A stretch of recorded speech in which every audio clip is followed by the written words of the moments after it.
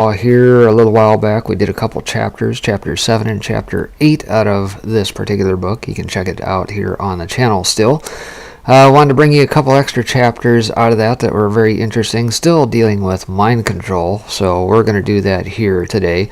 Break it into some bite-sized chunks for you, and we're going to start off with chapter 10, which is actually called the Haight-Ashbury Free Medical Clinic. And so we're going to carry on with that here today, and we'll see how far we get here in maybe about 30-minute chunks and go from there.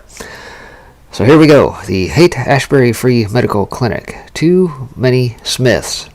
To tell the story of Manson properly, as I'd argue Bugliosi never did, you've got to familiarize yourself with a dauntingly large cast, as is clear by now. When I was preparing to turn my aborted premiere story into a book, I realized just how frustrating it was to keep everyone straight, to tell the narrative in a way that gave its major players their due without getting mired in details.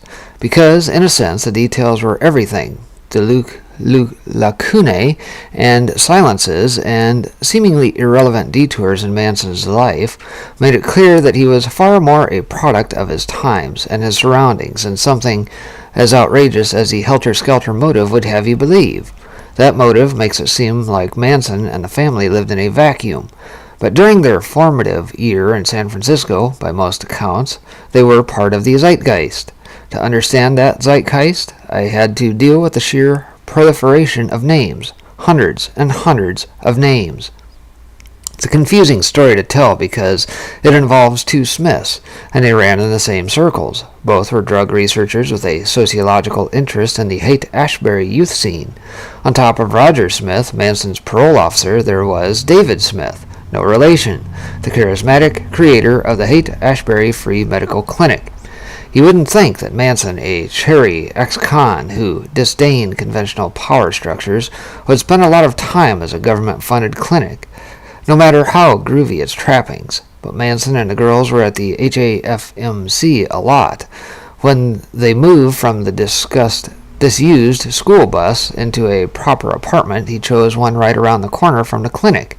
His involvement with the place and the extent to which it dovetails with both of the Smiths has been serially unexplored in popular writing on him. Because Bugliosi seemed to have no use for the Smiths, no one else did either. But, having seen how crucial Roger was to Manson's development, I knew I had to dive into David's history, too. So Dr. Dave. David Elvin Smith grew up in the dusty farm community of Bakersfield, California, at the southern end of the San Joaquin Valley. When he moved to the Bay Area in 1960 to study at UC Berkeley, Smith was, by his own admission, a hick. He'd never traveled much beyond his backwoods town, and he lacked the political and intellectual curiosity that animated Berkeley's sophisticated international student body. Had it not been for his pushy peers always scolding him for missing their sit-ins and marches, Smith probably wouldn't have noticed the dawn of the free speech movement on his own campus. Later, he liked to remember a teaching assistant who canceled class so he and other students could head to a protest downtown. Smith refused to join. He wanted to study for an upcoming test. The TA told him he'd never get an A if he didn't go. Smith has been open about his louche behavior in this period. An inveterate womanizer and a binge drinker, he disappeared for days at a time on benders, nevertheless graduating at the top of his class. At the end of 1965, a debilitating blackout and a messy breakup led him to give up alcohol. By then, Smith, a raffish, good-looking man of 26, was a postdoctoral student at UC San Francisco and the chief of the Alcohol and Drug Abuse Screening Unit at San Francisco General Hospital. Later, he remembered his curiosity flaring as his research collided with the city's cultural upheaval. "I was injecting white rats with LSD in the lab," he said, "and then I'd walk home past the Haight, where I'd see kids who were high on the same substance. He began to experiment with psychedelics himself, and he liked them. The lifestyle brought new friends and new politics. He and his friends tracked the burgeoning counterculture in the Haight, where some were predicting an influx of 100,000 young people in the coming year. Smith, who felt that healthcare was a right, wondered where the newcomers would receive medical attention, and how they would afford it. He moved to Haight-Ashbury himself, with plans to found a free clinic. When it opened at 558 Clayton Street in June 1967, the Haight-Ashbury Free Medical Clinic, the HAFMC, was an immediate sensation. Staffed entirely by volunteers and unauthorized by the city health department, it treated hundreds of patients a day, offering non-judgmental care for those suffering from bad trips, overdoses, sexually transmitted diseases, and malnourishment, or for those who just needed a kind ear. Lines at the HAFMC sometimes stretched around the block with hippies waiting to ascend the creaky wooden stairs to its second-floor office. Inside, loitering was encouraged. The clinic did everything it could to advertise its psychedelic affinities. Exam rooms were painted in aqua and day-glow orange. One of them was wallpapered with a vibrant collage of peace signs, naked bodies, and hypnotic swirls. Even as Smith struggled to pay the rent and keep the cops at bay, he reveled in his creation. Few things so perfectly encapsulated the utopian ideals of the summer of love. Summer of love. Where have we heard that before, right? As faces filed in and out of the clinic that summer, Smith and his colleagues befriended the repeat visitors, and the HAFMC became a scene within a scene. It could be hard to tell the hippies apart with their long, beflowered hair, their upstart communes, their shifting legions of followers and leaders. But decades later, no one at the clinic had any trouble remembering Charlie Manson and his girls. Negate your ego. In 1971, David Smith published Love Needs Care, a memoir of the HAFMC's germinal years.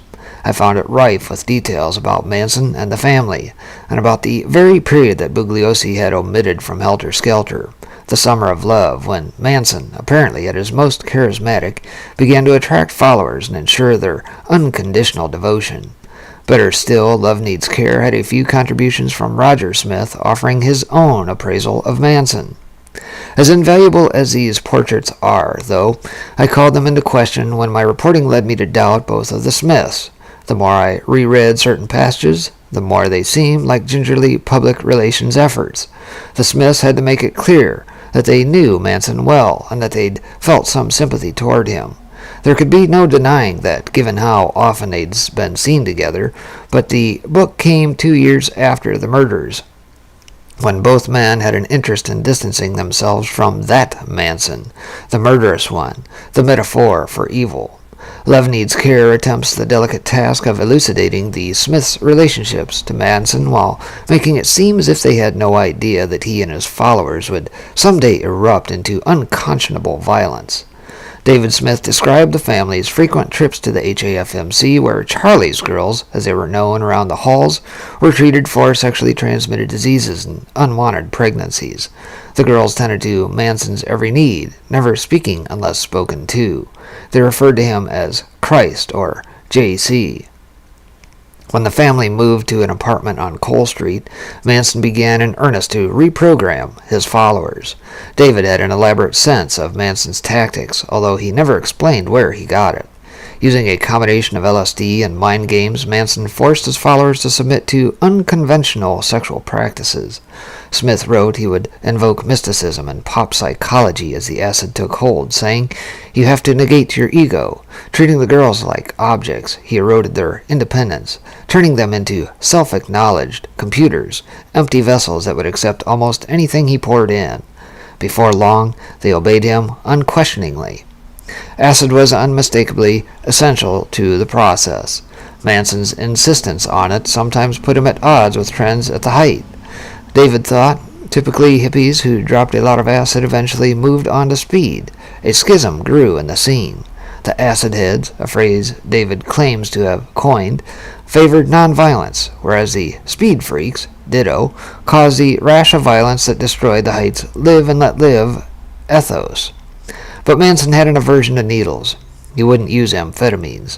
The family's drug pattern was effectively reversed, with Manson urging his disciples to relinquish speed and embrace acid. Weaning his recruits from amphetamines reduced the chance of interference with his induction process. Speed became a part of the family's lifestyle only later, David told me, when it came time to kill in Los Angeles. He'd heard this from Susan Atkins herself, when she asked him to assess her mental health for a parole hearing in 1978. When they went to the South, they got very deeply involved in speed, he said. They got it from the Hells Angels. They were trading sex for speed, and Atkins thinks that Helter Skelter and the ultimate crime was a paranoid speed delusion. Bugliosi kept any mention of the family's speed use out of the trial. David thought he understood why. It risked presenting mitigating circumstances for the prosecution, and the defense wouldn't want it coming up either. No one wants his or her clients to look like addicts. Both the Smiths have said that Manson's fear of needles made speed a non-issue, but obviously speed can be taken orally or snorted. Over the years, a smattering of evidence and first-hand recollections has suggested that the family used amphetamines more often than was suggested at the time. In a 2009 documentary, Linda Kasabian claimed that she and her companions each swallowed a capsule of speed before leaving for Cielo Drive on the night of Sharon Tate's murder. At the trial, she testified she hadn't taken any drugs around the time of the murders. In books and at parole hearings, Susan Atkins also later copped to taking speed before the Tate murders. Tex Watson wrote that he frequently snorted it with the group, and that he, too, took it on both nights of the murders. Others added that the family kept an abundance of speed at the Spawn Ranch toward the end of their time there, and that Manson himself wasn't above taking it, especially as he grew more paranoid. He would use it to stay up for days at a time, brooding on his delusions. Remember, Manson lived in the Height because Roger Smith sent him there, thinking its vibes would assuage the ex-con's hostility. And make no mistake, Roger did believe that Manson was hostile. In a short essay for Life magazine published months after the murders, Roger offered his first ever insights about Manson. He speaks of the Manson here out of his extensive unofficial contact with him, the magazine noted, without describing the nature of that contact or any potential conflict with Smith's parole duties. Charlie was the most hostile parolee I've ever come across, Roger wrote. He told me right off there was no way he could keep the terms of his parole. He was headed back to the joint, and there was no way out of it. Roger would seldom write or speak about Manson again, wanting to distance himself from his most infamous client. When I first spoke to him in 2001, I was only the third reporter to do so. But his remark about Manson's hostility always stayed with me. I'd always seen, after all, how he'd characterized Manson in official parole documents as a well-behaved guy making excellent progress. The disparity suggested that Roger had been willing to sweep Manson's hostility under the rug. In a passage he contributed to Love Needs Care, Roger did his best to support the idea that the bizarreries of the Height suited an ex-con like Manson. Daily LSD trips made him mellower, more thoughtful. He still had the slick duplicitousness of a con man, and he was still a master manipulator. But he was suddenly fond of vacuous self-help bromides like, if you love everything, you don't need to think about what bothers you. Roger Smith couldn't seem too credulous, so he made sure to note the messianic tilt of Manson's acid days, an oblique acknowledgement of Charlie's growing megalomania. David Smith mirrored the sentiment, writing that Manson's LSD trips replaced his underlying depression with a manic smile that sometimes betrayed darker philosophies. David admitted that Manson began to develop a number of delusions as his involvement with LSD progressed. He fantasized about the Beatles, ordaining him their musical equal. He imagined a judgment day when blacks would slaughter whites. Some of Roger's familiars, including his wife, couldn't understand his affinity for Manson. Roger was pretty much in awe of Charlie's ability to draw these women to him, one said. Another thought he was always kind of fascinated with the charming, charismatic sociopath. After Manson's role in the Tate LaBianca murders came out, Roger allowed that he had made an error in bringing him to the Height. But at the time, the family enjoyed a remarkable kinship with Roger. They swarmed over Roger Smith and often filled the clinic reception room, David Smith wrote, bringing operations to a standstill. Roger didn't mind the adulation, in part. David claimed because Charlie frequently offered him the services of his harem, Roger declined this offer. Among the HAFMC alumni I spoke to, the understanding was Manson had visited the clinic on many occasions to see Roger for their mandatory parole meetings. Roger himself would later claim that the family simply came out of the blue, for no particular reason, and that they didn't begin seeing him there until after his duties at Manson's parole officer ended. In either case, something about the arrangement didn't sit well with me. One reason the HAFMC was free, after all, was that David, Roger, and their colleagues had received private and federal grants to conduct drug research there. The Smiths were both studying amphetamines and LSD, the latter being the crucial component in Manson's reprogramming process. How had an uneducated ex-con, someone who, months ago, had never taken acid and maybe never even heard of it, come to use the drug to such sophisticated ends? And wasn't it suspicious, at least, that he was coming to the HAFMC to see two people who were studying that very phenomenon, the use of drugs to control and change behavior? At least one friend of Roger's had foreseen that it would be a conflict of interest. I always thought there would be problems. Another noted, Roger had really made a career at this point in trying to help Manson. He was going to soothe the savage beast. Instead, the beast grew more savage than ever. Frenzied attacks of unrelenting rage. When he launched the HAFMC, David Smith left a loose end dangling in his past. He'd never actually received his PhD in pharmacology. He'd completed a 2-year research project on amphetamines and their effects on groups of confined mice, but he never finished his dissertation. Although he shrugged off the lapse, he'd already completed medical school, after all, and he'd taken quickly to his new life and the hate. It surprised many of his closest friends, and in our interviews he was reluctant to admit it. It wasn't like him to leave something undone. Even in its unpublished form, Smith's research on mice defined him, creating the larger-than-life personality who would eventually be known as Dr. Dave. In my obsessive way, I found as much of the research I could. I saw that Smith had published a brief article based on his study in the HAFMC's own house organ, the Journal of Psychedelic Drugs, in 1969. It wasn't nearly as robust as his full thesis would have been, but it gave me something to go on. Before long, I was noticing parallels between Smith's mice and the family. At first, I was inclined to disregard these as the product of my more speculative side. I saw no purpose in linking the behavior of mice in a controlled experiment to the behavior of people in the world at large. But I took another look when I saw that Smith himself had made such a connection. He spoke of his mice as proxies for human beings. His research started with 16 albino mice.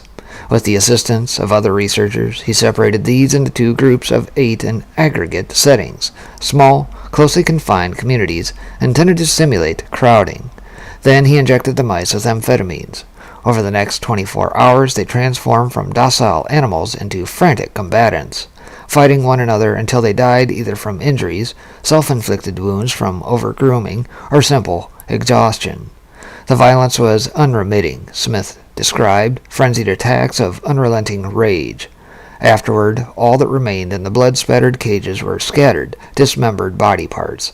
Simply by confining the animals in close quarters, he'd increased the toxicity of the amphetamines more than 4 times.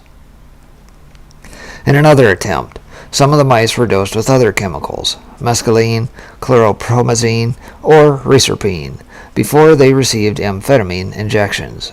The extra drugs sometimes had a sorting effect, segregating the mice that would kill from the mice that wouldn't, or they had a soothing effect, all but eliminating the violent tendencies. Smith told me he'd started his research having foreseen an influx of amphetamine abusers in San Francisco. He didn't say how he'd predicted that influx, but he was right. In the summer of '67, as he opened his clinic, amphetamines exploded in popularity and the height. When the speed scene hit, it was a total shock to everybody, he told me. Suddenly, what I'd learned in pharmacology relative to amphetamines was applicable to people. Throughout Love Needs Care, Smith draws parallels between the rodents he'd studied and the speed-addled hippies in the height. The mice on speed, he wrote, became inordinately aggressive and assaultive, turning upon one another with unexpected savagery. Their violent behavior is probably intensified by confinement, for it's strikingly similar to that observed in amphetamine abusers who consume the drugs in crowded atmospheres. In the height, Smith watched as people living cheek by jowl took huge doses of speed, inspiring paranoia and hallucinations. Once peaceful and well-adjusted, the speed freaks of San Francisco now lashed out with murderous rage at any real or imagined intrusion, assaulting, raping, or torturing to relieve the paranoid tension.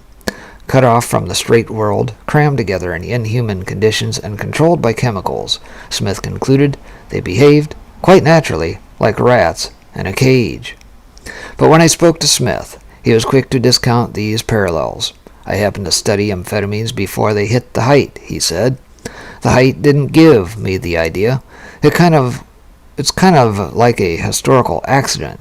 I was studying LSD before LSD hit the height, too. In fact, according to Dr. Eugene Schoenfield, who participated in a portion of Smith's rat research in 1965, LSD was an integral component of the project. Smith and his colleagues would inject the rats with acid in hopes of making them more suggestible before he gave them amphetamines. Suggestibility was among the most prized effects of LSD from a clinical perspective, and yet Smith kept LSD out of the official documentation of his research. The article he published in the Journal of Psychedelic Drugs never mentioned acid. I asked Smith if LSD was part of his protocol. He denied it. Then, a moment later, without provocation, he reversed himself. Yeah, I stuck LSD in them, he said, but he couldn't explain why. I was sticking all different kinds of drugs in them, he added. In his recollection, LSD produced disorganized behavior, but not violent behavior. The rats would just wander around in a daze. If you've noticed that I've used rats and mice interchangeably, there's a reason for that. Smith used them interchangeably, too, even though these two species have vastly different behavioral patterns, especially in groups. In his Journal of Psychedelic Drugs article, he calls them mice, and Love Needs Care, and another book he published, they're rats. Schoenfield insisted that he'd worked with rats during his part of the research, but Smith was adamant that they were mice, and he couldn't explain his confusion on the subject.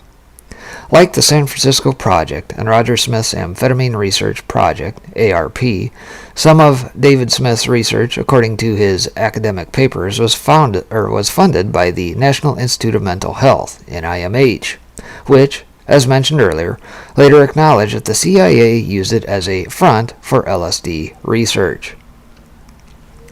And though David never mentioned it in his writing, his work owed a clear debt to the landmark research of another NIMH psychologist, John B. Calhoun, who'd studied rat populations since 1946. Calhoun reported that rats in confined groups, even without drugs, became uncharacteristically aggressive. They'd erupt in rape, murder, cannibalism, and infanticide. A dominant male rat emerged in the behavioral sink, Calhoun's term for his aggregated rat cultures, subjugating other males into a tribe of cowering, enfeebled followers and organizing female rats into a harem of sex slaves. The strangest group to emerge was the probers, hypersexualized male rats that stalked and raped both males and females, and often cannibalized their young. The probers would commit frenzied and berserk attacks against rat families, sleeping in their burrows, leaving the remains of half-eaten victims. Again, no drugs were involved here. The probers emerged simply as a result of their confinement. They deferred only to the dominant male rat, fleeing if he caught sight of them. Calhoun's study was a watershed. In the mid-60s, amid growing concerns about population density, social scientists, politicians, and journalists cited him to explain the riots in America's overcrowded ghettos. His term, behavioral sink, defined as the outcome of any behavioral process that collects animals together in unusually great numbers, aggravating all forms of pathology that can be found within the group, entered the scientific lexicon almost right away. David Smith used it extensively in his writing and in interviews with me. Though Smith never mentioned Calhoun by name, his research was essentially a continuation. He sought to control the pathologies of rats, or was it mice, in crowded environments by aggravating them with amphetamines. He concluded that amphetamines were more toxic to rats in groups than rats alone. Their crowding essentially exacerbated the effects of the stimulant. And this conclusion, like so much in Smith's research, confused me. I didn't see how it could be objective and unbiased. According to Calhoun, the rats' violence wasn't intensified by confinement, but created by it.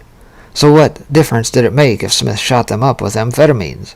It seemed like the equivalent of studying drunk, inexperienced ice skaters to learn about alcohol intoxication. The novice skaters were going to fall down on the ice anyway, regardless of whether they'd been drinking or not. Plus, the more interesting subtleties of Calhoun's research, the emergence of a dominant male, a harem of subservient females, and an underclass of probers, all of which, it had to be said, sounded a lot like the family, had gone entirely unnoted in Smith's project. I wondered if amphetamines, with or without LSD, had increased the dominant male's grip on his followers. Given how eerily Smith's research prefigured the creation of the family under David's nose in the Height during the summer of '67, I wondered if he had deliberately underreported it. I've never come close to proving that he did, but I haven't been able to explain the holes in it either. Why would he use LSD to induce suggestibility in rats before injecting them with amphetamines and making them berserk? Past a certain point, Smith had little interest in helping me sort it out. I was just talking about the parallels to what happened with the Manson family, I said, and when I try to describe your research, I just kept getting hung up on. Well, then why don't you just forget about the research then? Just delete the whole thing from your book. It was important, I said. You're spending way too much of your and my time on it. Take what you want and reject the rest. And so that looks like a pretty good stopping point. We'll pick up next time on the psychedelic syndrome and probably finish out chapter 10 on this book, Chaos, the truth behind the Manson murders, and understand the parallels of what's going on here relative to what we see playing out here today, right? All the mind control, talking about these late 60s and Berkeley and the Summer of Love, which we just consequently heard this past summer here in 2020 out west, right? We heard that, I think, over in Portland, perhaps. The parallels are very, very striking, and again, it calls to question whether or not the MK Ultras and COINTELPRO that we covered in chapters 7 and 8 of this book are still in play, or if they indeed were shut down. Sure makes you ask a lot of questions, right? So here again, like I said, we'll pick up with the reading of the rest of the chapter. I'll put this in some bite-sized pieces for you here. You guys can take a listen, chew on it a little bit, and see what you guys get out of it. Until then, we'll see you next time. Take care, everybody.